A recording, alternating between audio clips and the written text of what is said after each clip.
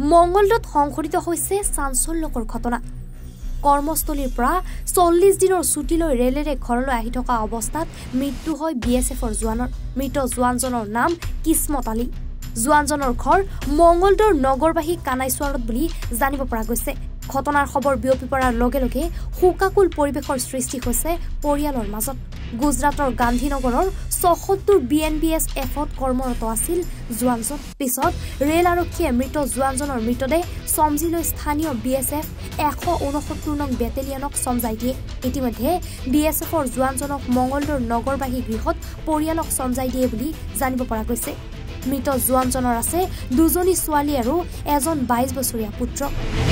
নমস্কাৰ, মোৰ নাম আব্দুল ৰহিম। মই ex-BSF হয়। আমাৰ মহম্মদ কিসমত আলী তেখেতে 74 বেটালিয়ন গান্ধীনগৰত কৰ্মৰত আছিল। কৰ্মৰত অৱস্থাত তেখেতে তাৰ পৰা গান্ধীনগৰ কামাখ্যা ট্ৰেইনৰ পৰা ঘৰৰ অভিমুখে 40 দিনৰ ছুটী লৈ ঘৰত আহিছিলে। আহি থাকোঁতে আকস্মিকভাৱে তেখেতৰ মৃত্যু হয় NGP GRPFে তেখেতৰ মৃতদেহটো কালেকশ্যন কৰি BSFৰ লোকেল বেটেলিয়ন 169 বেটেলিয়ন BSFক হেণ্ডঅভাৰ কৰে। তেখেতে তাৰ পৰা তেখেতৰ ডেড বডিটো কালেকশ্যন কৰি আমাৰ ইয়াৰ পৰা নগৰবাহীৰ পৰা তেখেতৰ ল'ৰা পুত্ৰ তেখেতে আনিব যায়। লগত আৰু এজন গৈছিলে, আনিব যায়। তাৰ পৰা লৈ আহি আজি ৰাতিপুৱা 6টাত পুলিচ BSFৰ স্কটৰ সৈতে আহি ঘৰত 6:30মান বজাত ৰাতিপুৱা পায়হি। তাৰপিছত আমাৰ গাঁও সমাজে যিখিনি কৰিব লাগে সামাজিকভাৱে যিখিনি কাম আছে কৰ্মৰতভাৱে তেওঁলোকে গোটেইখিনি কাম এতিয়া 9:30 বজাত জানাজাৰ দিন সময় ধাৰ্য কৰা হৈছে আৰু গাঁওবাসী মানুহ লাহে লাহে আহি তেখেতৰ ঘৰত উপস্থিত হৈছেহি। এতিয়া গুৱাহাটীৰ পৰা BSFৰ ফ্ৰণ্টিয়াৰ হেডকোৱাৰ্টাৰৰ পৰা গাৰ্ড অফ অনাৰৰ কাৰণে 8জন BSFৰ মানুহ আহিছে। তেখেতসকলে ইন্তজাৰ কৰি আছে, অপেক্ষা কৰি আছে গাৰ্ড অফ অনাৰৰ কাৰণে। এতিয়া বতৰ ঠিক তেনেকুৱা বেয়া, আমি 9:30 ভিতৰত আমি কামটো কৰিম বুলি মনস্থ কৰিছোঁ। গুজৰাটৰ পৰা আহি আছিলে নেকি? হয়, তেখেতে গুজৰাটৰ পৰা আহিছিল। ট্ৰেইনেৰে আহি আছিলে? ট্ৰেইনেৰে আহিছিল। জলপাইগুৰিত আকস্মিকভাৱে তেখেতৰ মৃত্যু হয়।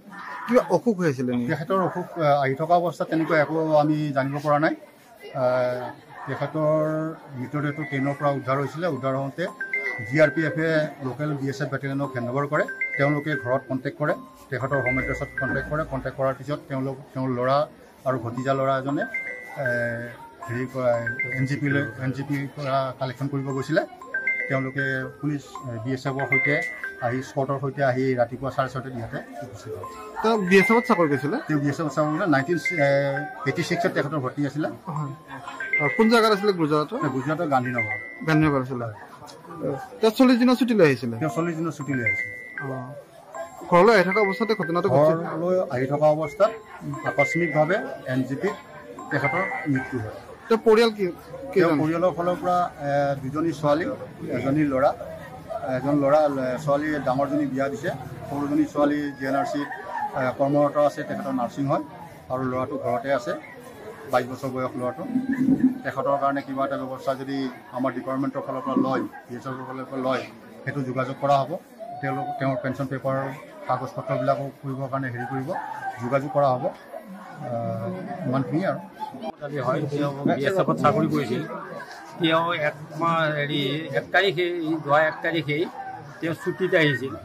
ছুটীত আহি 4 তাৰিখ ৰাতিপুৱা 4-5 বজাত তেওঁ মানে ঢুকাই বুলি আমি গম পাইছোঁ। তাৰ পৰা ফোন কৰিছিল। তেওঁ হঠাৎ ৰেলৱেত আহি থাকোঁতে তেওঁ হাৰ্ট ব্লক হৈ ঢুকুৱা বুলি এনেই গম পাইছোঁ আৰু। তাৰফালে তাৰ BSFৰ মানুহৰ লগে লগে ৰেলৱে মানুহে ৰেলৰ পৰা নমাই পুলিচ থানাত পঠাইছে। পুলিচ থানাই ৰেলৱে BSFৰ মানুহক মাতি চমজাই দিয়ে। তেওঁলোকে তাৰ পৰা য'ত যি কাম কৰিব লাগে সেইখিনি কৰি আমাৰ ইয়াৰ ঘৰত আজি পহুচাই দিছে। আহি 4:30 বজাত ইয়াতে পাইছে। আহি কেতিয়া আহিছিলে ঘৰত? ইয়াৰ পূৰ্বে কেতিয়া ঘৰলৈ আহিছিলে? গুজৰাটৰ পৰা 1 তাৰিখে আহিছিলে। প্লেনত আহি থকা অৱস্থাত জলপাইগুৰিত তেওঁৰ এণ্টাৰকাল হয় ট্ৰেইনতে। তেওঁ ল'ৰা এটা আছে, সৰু ল'ৰা?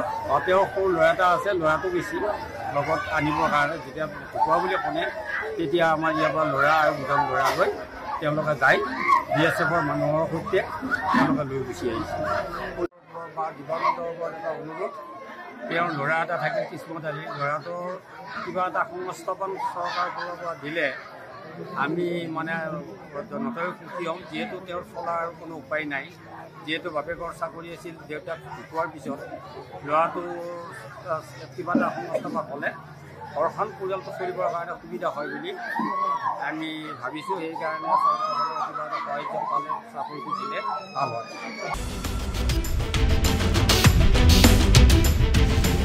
মঙলদৈৰ পৰা বাবুল মকছেদ আহমেদৰ ৰিপৰ্ট এনি ভাৰত 24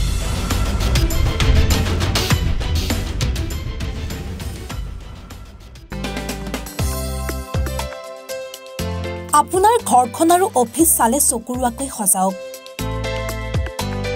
আজি আহক সকলো ধৰণৰ অত্যাধুনিক ফাৰ্নিচাৰৰ বাবে সিটি ফাৰ্নিচাৰ 6 মাইল গুৱাহাটী আমাৰ ঠিকনা 6 মাইল পাঞ্জাবাৰী ৰোড পুৰবিতাৰীৰ সন্মুখত গুৱাহাটী আমাৰ যোগাযোগ নম্বৰ 9435013969